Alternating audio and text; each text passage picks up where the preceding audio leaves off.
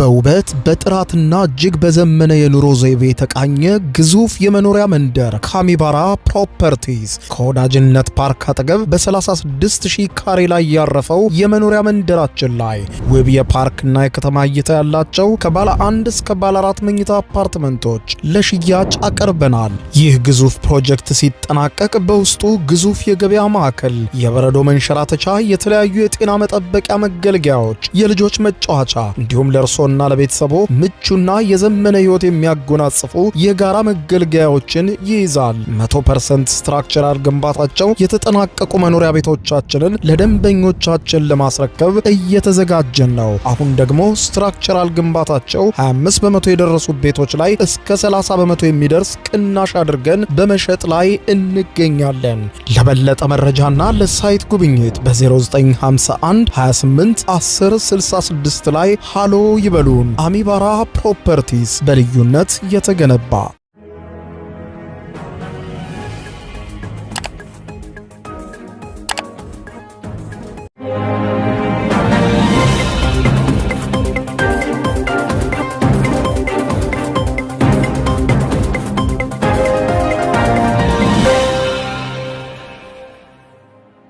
ጤና ይስጥልኝ ክቡራትና ክቡራን የዩቲዩብ ቻናል ቤተሰቦች፣ የሰዓቱን አጫጭር ሰበር መረጃዎች ይዤ ቀርብ ያለው። በርከት ያሉ ሰበር መረጃዎች ዩቲዩብ ላይ ሲጫኑ ቀድሞ ለእናንተ የማስታወቂያ መልእክት ወይም ኖቲፊኬሽን እንዲደርሷቸው የዩቲዩብ ቻናሌን ሰብስክራይብ በማድረግ የደወል ምልክቷን መጫን አትዘንጉ። ወደ ሰበር መረጃዎቹ ስናቀና ክቡራን አድማጮች፣ የአረብ ሀገራቱ በፕሬዝዳንት ዶናልድ ጄ ትራምፕ ላይ በህብረት እንደተነሱ ተሰማ።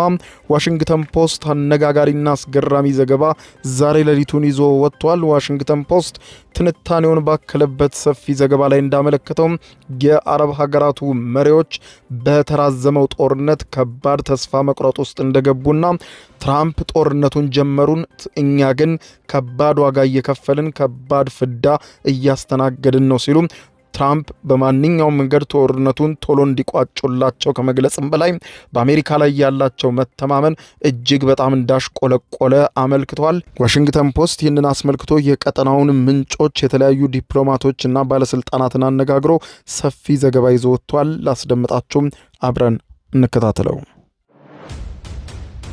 በቅድሚያም ከወራት በፊት ተጀምሮ እስካሁን ማብረጃ ያልተገኘለት የኢራንና አሜሪካ ጦርነት ከባድ መዘዞችን ለአሜሪካ እያመጣ እንደሆነ ተዘገበ። ዋሽንግተን ፖስት ዛሬ ሌሊቱን ይዞት በወጣው ሰፊ የትንታኔ ዘገባው እንዳመለከተው የባህረ ሰላጤው የአረብ ሀገራት መሪዎች በፕሬዝዳንት ዶናልድ ጄ ትራምፕ ከኢራን ጋር ሰላም ለማስፈን የሚያስፈልገውን ዲፕሎማሲያዊ ማስተዳደር አልቻሉም በሚል ከባድ ቅሬታ አድሮባቸዋል። ፕሬዝዳንት ዶናልድ ጄ ትራምፕ ባህር ተሻግረው ኢራንን መተው ጦርነት ጀመሩ። ከባዱን የጦርነቱን ዋጋ ግን እየከፈለን ያለ ነው እኛ አረብ ሀገራቱን ሲሉ ለዋሽንግተን ፖስት ነግረውታል። ፋርስ ባህረ ሰላጤ ቀጠና ከዋሽንግተን ጋር ያለው ቅሬታ ከጊዜ ወደ ጊዜ እያሻቀበ ይገኛል ያለው ዋሽንግተን ፖስት የአረብና የምዕራባውያን ባለስልጣናት እንዳረጋገጡት የዩናይትድ ስቴትስ አጋሮች ፕሬዝዳንት ዶናልድ ጄ ትራምፕ ከኢራን ጋር ሰላምን ለማረጋገጥ ወሳኝ የሆነውን የዲፕሎማሲ የመምታት አቅም የላቸውም በማለት ስጋታቸውን በከፍተኛ ሁኔታ ገልጸው ከአሜሪካ የተሻለ መጠለያ በመፈለግ ላይ ናቸው ብለዋል። ፕሬዝዳንት ትራምፕ ባለፉት ጥቂት ሳምንታት በኢራን ላይ ተደጋጋሚ ዛቻዎችን ቢያሰሙም በድርድሮች ላይ መሻሻል ታይቷል በሚል ሰበብ ደግሞ ዛቻዎቻቸውን መልሰው ሲተዉ ታይተዋል።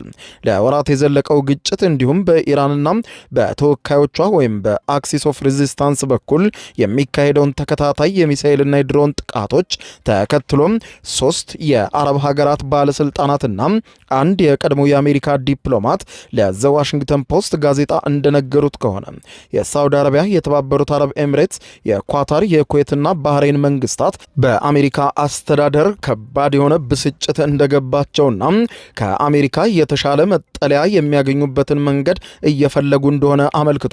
አንዳንዶቹም በግዛታቸው ውስጥ ሰፍረው የሚገኙ ግዙፍ የአሜሪካ ወታደራዊ የጦር ሰፈሮችን ማስተናገድ መቀጠል ስላለው ጠቀሜታ መነጋገር ጀምረዋል ያሉ ሲሆን አንዳንድ የአረብ ሀገራትም አሜሪካ ጦሯን ከግዛት ግዛታቸው እንድታስወጣላቸው ለመጠየቅ የመጨረሻ ውሳኔ ላይ ለመድረስ እያሰቡ ነው ብሏል።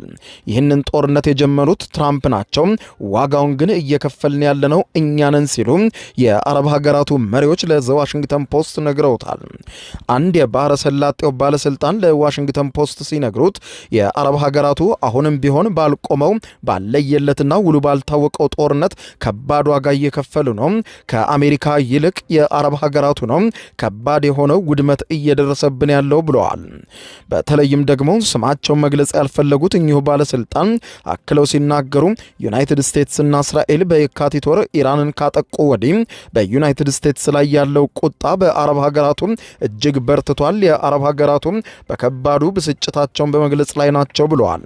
የባህረ ሰላጤው ሀገራት አሁንም ቢሆን አሜሪካን እንደ ቅርብ የደህንነት አጋርና ዋና የጦር መሳሪያ አቅራቢ በመቁጠር በእሷ ላይ መደገፋቸውን ቀጥለዋል ያለው ዘገባው ኳታርና ባህሬን ግዙፍ የአሜሪካ የጦር ሰፈሮችን ያስተናግዳሉ። ነገር ግን ይህ እያደገ የመጣው ቅሬታ አንዳንድ ሀገራት አዳዲስ አደረጃጀቶችንና አማራጮችን እንዲያጤኑ እየገፋቸው ይገኛል ተብሏል። ተንታኞች እንደሚሉትና ዋሽንግተን ፖስት እንደጻፈው እነዚህ ተለዋዋጭ ሁኔታዎች በአጭር ጊዜ ውስጥ የቀጠናውን አሰላለፍ በከፍተኛ ሁኔታ ይቀይራሉ ተብሎ ባይታሰብም አንዳንድ ሀገራት ግን አማራጮቻቸውን ማሰብ ጀምረዋል ብለዋል። ባለፈው ሳምንት በሳውዲ አረቢያ፣ ቱርክና ፓኪስታን የተፈረመው የጋራ መግባቢያ ስምምነት ለዩናይትድ ስቴትስ የተላከ ጠንካራ መልእክት ነው ሲሉ አንድ ከፍተኛ የአውሮፓ ባለስልጣን ለጋዜጣው ነግረውታል። ከባህረ ሰላጤው መሪዎች ጋር መደበኛ ግንኙነት ያላቸው እኚሁ ባለስልጣን እንደሚሉት ከሆነ ስምምነቱ ሶስቱ ሀያላን የሱኒ ሙስሊም ሀገራት የደህንነትና የመከላከያ አጋርነታቸውን ለማስፋትና ለማብዛት እየሞከሩ መሆናቸውን ያሳያል። በነሱ አስተሳሰብ ዩናይትድ ስቴትስ ብቻዋን በቂ እንዳልሆነች አሁን ላይ ለአረብ ሀገራቱ ገብቷቸዋል ብለዋል። አንድ የዋይት ሃውስ ባለስልጣን በበኩላቸው ትራምፕ ከሁሉም የባህረ ሰላጤው አጋሮች ጋር እጅግ አስደናቂ ግንኙነት አላቸው ብለዋል። በዋይት ሃውስ ደንብ መሰረት ስማቸው እንዳይጠቀስ የጠየቁ እኚህ ባለስልጣን ዩናይትድ ስቴትስ ከኦፕሬሽን ኤፒክ ፊዮሪ በፊት ጀምሮ ከሁሉም የቀጠናው አጋሮች ጋር መደበኛ ግንኙነትን ስታደርግ ቆይታ ነበር። ኢራን ደግሞ ባደረገቻቸውና በተለይም በአረብ ሀገራቱ ላይ ተከታታይ ሚሳኤል በመተኮሷ ከምንጊዜውም በላይ አሁን ላይ ተነጥላ ትገኛለች ያሉ ሲሆን የሳውዲ፣ የኤሚሬትስ፣ የኳታር፣ የኩዌት እና የባህሬን መንግስታት ተወካዮችም ለቀረበላቸው አስተያየት ጥያቄ ምላሽ ከመስጠት መቆጠባቸውን ዋሽንግተን ፖስት ዘግቧል። በዩራሲያ ግሩፕ የመካከለኛው ምስራቅና የሰሜን አትላንቲክ ጉዳዮች ዳይሬክተር የሆኑት ፊራስ ማክሳድ ሲናገሩ ከጅምሩም አንስቶ ቅሬታና ብስጭት ነበረ በአሜሪካ ጦር ላይ። ከጦርነቱ መጀመር በፊትም ይህ ሁሉ ጦር በሀገራችን ውስጥ መስፈሩ ተገቢ አይደለም የሚሉ ጥያቄዎች በተደጋጋሚ ሲነሱ ነበር ብለዋል። እሳቸው እንዳሉት ከሆነ በፋርስ ባህረ ሰላጤ የሚገኙ የዩናይትድ ስቴትስ አጋሮች አሁን ትራምፕ መፍትሄ ለማምጣት እየታገሉበት ባለው ጦርነት ውስጥ ትራምፕ መውጣት እንዳቃታቸውና ትራምፕ ለገቡበት ጦርነት ደግሞ የአረብ ሀገራቱ ከባድ ኪሳራ ውስጥ እየገቡ መምጣታቸውን በእጅጉ እያሳዘናቸው ነው ብለዋል። በባህረ ሰላጤው አመራሮች ውስጥም ሰፊ ግንኙነት ያላቸው ማክሳድ እንደሚያብራሩት ከሆነ የትራምፕ የኢራን ፖሊሲ በቀጠናው ውስጥ አብዛኛውን ጊዜ ተለዋዋጭና ለመተንበይ የሚያዳግት ነው። ትራምፕ ምሽት ያሉትን ማለዳ አይደግሙትም ብለዋል። በአሜሪካ ዋሽንግተን የሚገኘው የአረብ የባህረ ሰላጤ ሀገራት ተቋም ባልደረባ የሆኑት አና ጃኮብሰን እንደሚሉት ከሆነ ጦርነቱ ከጀመረበት ጊዜ አንስቶ ዩናይትድ ስቴትስ ላይ ያለው መተማመን በእጅጉ ቀንሷል በማለት ገልጸው የዩናይትድ ስቴትስ አጋሮች ሀገሪቱም በቀጠናው የምታሳየው ባህሪ ለደህንነታቸው ይበልጥ እያስጠበቀው ሳይሆን ይበልጡኑ ደህንነታቸውን አደጋ ላይ እየጣለው እንደሆነ ያስባሉ ብለዋል። በቀጠናው የሚገኙ አንድ የምዕራባውያን ዲፕሎማት ሲናገሩ እነዚህ ለውጦች በዩናይትድ ስቴትስ ያለውን ስሜት በከፍተኛ ሁኔታ የሚቀይሩ አይደሉም ያሉ ሲሆን ከኢራን ጋር ጦርነት ከመጀመሩ በፊትም ቢሆን በቀጠናው የሚገኙ የዩናይትድ ስቴትስ ኃይሎች በከፍተኛ ግለትና ደስታ ተቀባይነት አልነበራቸውም ብለዋል። ዲፕሎማቱ አክለውም ነገሩ ይበልጥ አስፈላጊ ክፉ ነገር እንደመሆን ነበረ። አሁን ግን አስፈላጊነቱ ራሱ ጥያቄ ውስጥ እየገባ ነው በማለት አብራርተዋል። የአረብ ሀገራቱ አሁን ላይ በአንድ ላይ ሆነው ትራምፕን በእጅጉ እያስጨነቋቸው ነው የሚገኙት ያሉ ሲሆን ጦርነቱ በማንኛውም መንገድ ቶሎ እንዲቋጭላቸው ይፈልጋሉ ብለዋል። ሳዑዲ አረቢያም በቅርብ ሳምንታት ውስጥ ልዩ ጫና ውስጥ ወድቃለች ያለው የዋሽንግተን ፖስት ይኸው ትንታኔ ከኢራንና በኢራቅ ከሚገኙ በኢራን ከሚደገፉ ቡድኖች ከሚሰነዘሩባት ጥቃቶች በተጨማሪ ንጉሳዊቷ ሀገር ሳዑዲ አረቢያ በየመን በሚገኙና ከኢራን ጋር ወገንተኛ በሆኑት የሁቲ ኃይሎችም ኢላማ እየተደረገች እንደምትገኝ አመልክቷል። የሁቲ ኃይሎች የሳውዲን የኢነርጂ መሰረተ ልማት በተደጋጋሚ ያጠቁ ሲሆን በቀይ ባህር መግቢያ ላይ የሚገኘውን የባብኤል መንደም ወሽመጥን ለመዝጋት እየሞከሩ መሆኑም ተገልጿል። ጦርነቱ በተጀመረበት መጀመሪያ ቀናት ኢራን የሆርሙዝ የባህር ወሽመጥን ከዘጋችበት ጊዜ አንስቶ ሳዑዲ አረቢያም ነዳጅ ወደ ውጭ ለመላክ በቀይ ባህር ወደቦቿ ላይ ጥገኛ ሆናለች። በባህረ ሰላጤው መሪዎች ዘንድ ለጦርነቱ ያላቸው አመለካከት እየተቀየረ መጥቷል የተባለ ሲሆን ኦማን ግጭቱን ከጅምሩ የተቃወመች ሀገር ስትሆን ሳዑዲ አረቢያ፣ የተባበሩት አረብ ኤሚሬትስና ባህሬን ግን በተለያዩ ጊዜያት ለጦርነቱ ድጋፋቸውን አሳይተው ነበረ። የምዕራባን ዲፕሎማት እንደሚሉት ከሆነ የኤሚሬትስ ኃይሎች በቅርብ ወራት ውስጥም በኢራን ግዛት ላይ በርካታ ጥቃቶችን በሚስጥር ያደረሱ ሲሆን የሳውዲ ኃይሎችም ከኢራቅ ለሚያጠቋቸው በኢራን ለሚደገፉ ቡድኖች አጸፋዊ ምላሽ መስጠታቸውን ዘግበዋል። በጦርነቱ መጀመሪያ ላይ እነሱ ደጋፊዎች ነበሩ። የአረብ ሀገራቱ ጦርነቱን አሜሪካ ቶሎ የምትቋጨው ይመስላቸው ነበረ በማለት ገልጸዋል። ነገር ግን እውነቱን ለመናገር ጦርነቱን ሙሉ በሙሉ አይቃወሙትም ነበር። ነገር ግን ጦርነቱ እየገፋ ሲመጣ ወርወርን እየተካ ኢራንም በጥቃቷ እየቀጠለች ስትመጣ የቀጠናው የአረብ ሀገራት ከፍተኛ ጸጸት ውስጥ ገቡ ሲሉ አብራርተዋል። በተለይም ደግሞ የተባበሩት አረብ ኤሚሬትስና ሳዑዲ አረቢያ ያስቡ የነበረው ፈጣንና ቁርጠኛ የሆነ ድል አሜሪካ ተቀዳጅታ ኢራንን ታሽመደምዳለች ብለው ነበር ብለዋል። ባለስልጣኑ አክለውም ሚያዝያ ወር ላይ በኢራንና በዩናይትድ ስቴትስ መካከል ለተደረገው የመጀመሪያ ዙር ድርድር መግቢያ ላይ ይህ አመለካከት መቀየር ጀመረ። ምክንያቱም የኢራን አገዛዝ እንደማይወድቅ ብቻ ሳይሆን የሆርሙዝ ወሽመጥም መልሶ በዓለም አቀፍ ደረጃ እንደከዚህ ቀደሙ እንደማይከፈትና በኢራን ቁጥጥር ስር መግባቱ ግልጽ ሆኖ ለአረብ ሀገራቱ የታያቸው አስደንጋጭ መርዶም የሰሙበት ጊዜ ነው ብለዋል። ከዚያ ወዲህ ባሉት ጊዜያት ውስጥ ትራምፕ ወጥ ያልሆነ አካሄድ የባህረ ሰላጤው ሀገራትን ክፉኛ አስደንግጧል ሲሉ በኩዌት ዩኒቨርሲቲ የታሪክ ረዳት ፕሮፌሰር የሆኑት ባደር አልሰይፍ ለጋዜጣው ነግረውታል። በዋሽንግተን የሚገኘው የአረብ ባህረ ሰላጤ ሀገራት ተቋም ባልደረባ የሆኑት አልሰይፍ ሲናገሩ ከትራምፕ ጋር ያለው ይህ ሁሉ መዋዠቅ ከመጀመሩ በፊትም ቢሆን ምንም አይነት ግልጽ ስትራቴጂ አልነበረም ብለዋል። በእነዚህም በሰኔ ወር በዩናይትድ ስቴትስ እና በኢራን መካከል ተደርሶ የነበረው የመግባቢያ ሰነድ በዋቢነትም ጠቅሰዋል። የመግባቢያ ሰነዱ ቀልድ ነበረ በማለት ነው ያነሱት። ስምምነቱም የባህረ ሰላጤው ሀገራት ዋና ዋና ስጋቶች ማለትም የኢራንን የባላስቲክ ሚሳኤል ክምችት ወይም ኢራን ለተወካይ ኃይሎቿ ወይም ፕሮክሲ ፎርሶቿ የምታደርገውን ድጋፍ አላካተተም ነበረ። እነዚያ ስምምነቶች እኛ የምንፈልጋቸው አልነበሩም። ቶሎ የከሸፈውና የሞተው ስምምነትም ለዚህ ነው ሲሉ አልሰይፍ ስለ ሁኔታው ያብራራሉ። የነጩ ቤተ መንግስት ዋይት ሃውስ ባለስልጣን ሲናገሩ ትራምፕ ምርጫቸውን ዲፕሎማሲ መሆኑን ሁልጊዜም በግልጽ አሳይተዋል። እንዳለመታደል ሆኖ ግን ኢራን የአሜሪካ ወታደሮችን ገደለች። ዓለም አቀፍ ተግባራትንም በዓለም አቀፍ የውሃ መስመርንም በመዝጋት በቀጠናው ባሉ ጎረቤቶቿ ላይ ጥቃት በመሰንዘር የጥቃት መንገድን ስትመርጥ አሜሪካን አማራጭ አሳጣቻት ብለዋል። የጦር ኃይሎችም በጠቅላይ አዛዡም ፕሬዝደንቱም የነዚህ ውሳኔዎችን መዘዝ እንዲቀምሱ ሆኖ አሁን ፕሬዝደንቱ እዚህ ቅርቃር ውስጥ ገብተው መውጫውን ጠፍቶባቸዋል ብለዋል። የባህረ ሰላጤው ሀገራት ከዩናይትድ ስቴትስ ጋር ያላቸውን የ10 ዓመታት የደህንነት አጋርነት በአፋጣኝ ሊተካ የሚችል ሌላ አማራጭ ማግኘት አይችሉም በማለት የገለጸው ይኸው የዋሽንግተን ፖስት ትንታኔ ግጭቱ እየቀጠለ ሲሄድ ግን ብቸኛው ምርጫቸው ከአሜሪካን ጋር ያላቸውን ጥምረት ይበልጥ ማጠናከርና አሜሪካ ስር ይበልጥ መደበቅ ሆኗል። በአሁኑ ሰዓት ከአሜሪካ ውጪ ፈጥኖ ሊከልላቸው የሚችል ምንም አይነት አማራጭ ባለመኖሩ እያጉተመተሙና በአሜሪካ ላይ አድማ እየመቱም ቢሆኑም በአሜሪካ ከመጠበቅ ውጪ አማራጭ የላቸውም ብለዋል። ምንም እንኳን ብናደርግ ለዩናይትድ ስቴትስ አይ ማለት ፈጽሞ አንችልም ሲሉ ስለ ሁኔታው ገልጸዋል። የፕሬዝዳንት ባራክ ኦባማና የፕሬዝዳንት ዶናልድ ጄ ትራምፕ አስተዳደር በኩዌትና በኢራቅ የአሜሪካ አምባሳደር የነበሩት ዳግላስ ሲሊማን በቅርቡ ወደ ቀጠናው ባደረጉት ጉብኝት በዋሽንግተን ላይ ቅሬታ መኖሩን እንደሰሙም ተናግረዋል። የአረብ ሀገራቱ በእጅግም ቅር ተሰኝተዋል። ነገር ግን በቅርብ ሳምንታት ውስጥ ኢራን በመሰረተ ልማት ላይ ለምታደርገው ተከታታይ ጥቃትና የሆርሙዝ የባህር ወሽመጥ መልሳ ላለመክፈት ላሳየችው እንቢተኝነት እያደገ የመጣውን ቁጣ እየሰሙ መሆናቸውን ገልጸዋል።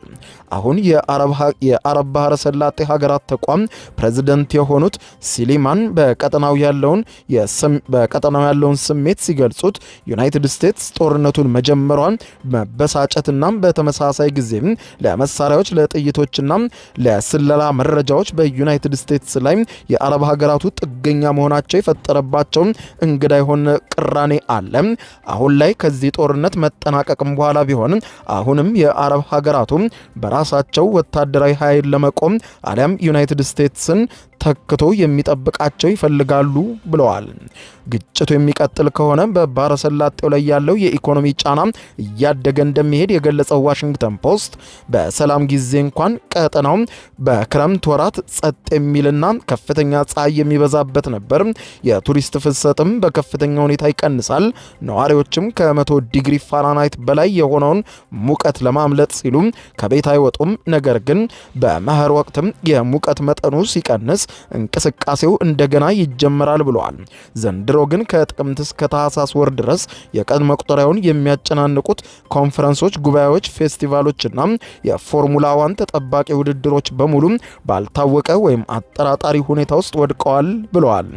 በጥቅምት ወር መገባደጃ ላይ የሚካሄደው የሳውዲ አረቢያ 10ኛው ዓመታዊ የወደፊት የኢንቨስትመንት ተነሳሽነት ተቋም ወይም በበረሃው የሚካሄደው ዳቮስ ከፍተኛ ባለስልጣናትና ታላላቅ የኩባንያ ስራ አስፈጻሚዎች ሲኢኦዎች ቀጠናውን ለመጎብኘት ፈቃደኛ መሆናቸውና አለመሆናቸውን የሚለካ የመጀመሪያ ፈተና ሊሆን ይችላልም ሲሉ ምዕራባዊ ዲፕሎማት ተናግረዋል። አክሎም በቀጠናው ለቀጠለው የጸጥታ ማጣት ለማሳየት መሪ ሐሳቡን ትንሽ ሊቀይሩት ይችላሉ ብለዋል። ማስተላለፍ ግን የተሳሳተ መልእክትን ለቀሪው ዓለም ስለሚያስተላልፍባቸው የአረብ ሀገራቱ ይህንን ወሳኝ ስብሰባ ይጠብቁታል ብለዋል። ኢራን በኩዌት ላይ ድሮኖችና ሚሳኤሎችን ማዝነቧን ብትቀጥልም በዋና ከተማ ውስጥ ግን አብዛኛውን የህይወት እንቅስቃሴ ወደ መደበኛ ሁኔታው ተመልሷል ይላሉ አልሰይፍ ሲናገሩ። እንደ አውሮፓውያን አቆጣጠር በ1990 የፋርስ ባህረ ሰላጤ ጦርነትን የቀሰቀሰውን የኢራቅ ወረራ በማስታወስ ከዚህም የከፋ ጊዜ አሳልፈናል ብለዋል። ወረራውን ተቋቁመናል፣ ይህም ማለፍ እንችላለን ብለዋል። በጦርነቱ የመጀመሪያ ደረጃ ላይ የነበረው የጸጥታ መቆለፊያ ወይም ሎክዳውን በአብዛኛው ተነስቷል። የንግድ ተቋማትም ክፍት ቢሆንም ቱሪስት ግን እስካሁን ድረስ አይጎበኛቸውም። ነገር ግን ግጭቱ ከዚህ በላይ መቀጠል እንደሌለበት አሁን በአረብ ሀገራቱ ዘንድ ታምኖበታል ብለዋል። ፕሬዝደንቱንም በዚህም በዚያም ብለው ይህንን ጦርነት ቋጭተው እንዲወጡ እያጣደፏቸው ነው ብለዋል። በግልጽ እንደሚታየው ፈጣን መጨረሻ እንፈልጋለን ሲሉ ለፕሬዝደንቱ ቀጥተኛ መልእክትም ልከዋል። የባህረ ሰላጤው ጦርነት ከዛሬው ይልቅ እጅግ ቀጥተኛና ግልጽ ነበረ በማለት ንግግራቸውን አጠናቀዋል። ዋሽንግተን ፖስት ትንታኔውን እንዳስቀመጠው ክቡራን አድማጮች ለሰዓቱ ብታደምጧቸው መልካም ናቸው ያልኳቸው አጫጭር መረጃዎች የሰማችኋቸው ነበሩ። ከሰዓታት በኋላ በሌላ መረጃ ተመልሰን እስከምንገናኝ በያለንበት የዓለም ዳር ቸር እንቆይ።